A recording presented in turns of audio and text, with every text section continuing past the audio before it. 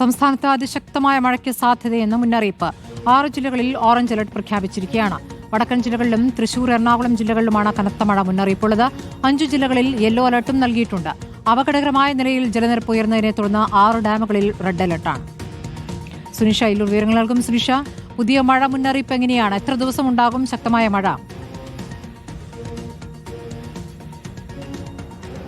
സ്മൃതി, അടുത്ത 5 ദിവസം കൂടി ഇത്തരത്തിൽ മഴയുണ്ടാകുമെന്നുള്ളതാണ് കേന്ദ്ര കാലാവസ്ഥാ വകുപ്പ് നൽകുന്നത്. പക്ഷേ അടുത്ത മണിക്കൂറിൽ അതിശക്തമായ മഴ അത് ചില ജില്ലകളിൽ ഉണ്ടാകുമെന്നുള്ളതാണ്. അതിൽ പ്രധാനപ്പെട്ടത് കണ്ണൂർ, കാസർഗോഡ്, വയനാട്, കോഴിക്കോട്, ഒപ്പം തൃശൂർ, എറണാകുളം ജില്ലകൾക്കാണ് നിലവിൽ ഓറഞ്ച് അലർട്ട്, അതിശക്തമായ മഴ മുന്നറിയിപ്പ് നൽകിയിട്ടുള്ളത്.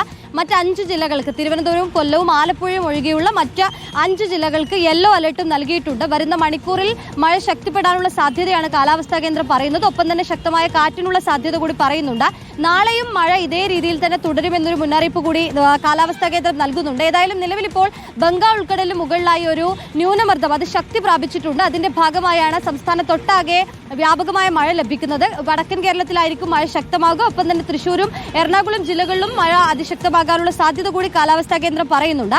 മറ്റൊന്ന്, ഈ ഡാമുകളിൽ 6 ഡാമുകളിലാണ് ഇപ്പോൾ റെഡ് അലർട്ട് നൽകിയിരിക്കുന്നത്. അപകടകരമായ രീതിയിൽ ജലനിരപ്പ് ഉയർന്നിട്ടുണ്ട് എന്നുള്ളതാണ്. ഏതായാലും നിലവിൽ ഈ കടലാക്രമണത്തിനുള്ള സാധ്യത കൂടി കാലാവസ്ഥാ കേന്ദ്രം പറയുന്നുണ്ട്. അതിന്റെ ഭാഗമായി ഇന്നും കേരള തീരത്ത് മത്സ്യബന്ധനത്തിനുള്ള വിലക്ക് തുടരും. നാളെ ലക്ഷദ്വീപ് തീരത്തും മത്സ്യബന്ധനത്തിനുള്ള വിലക്കുണ്ട് എന്നുള്ളതാണ്. വരുന്ന മണിക്കൂറിൽ മഴയ്ക്കുള്ള സാധ്യത തന്നെയാണ് കാലാവസ്ഥാ കേന്ദ്രം പറയുന്നത്. സ്മൃതി, ശരി. സുനിഷ ഇല്ലൂരാണ് വിവരങ്ങൾ നൽകിയത്.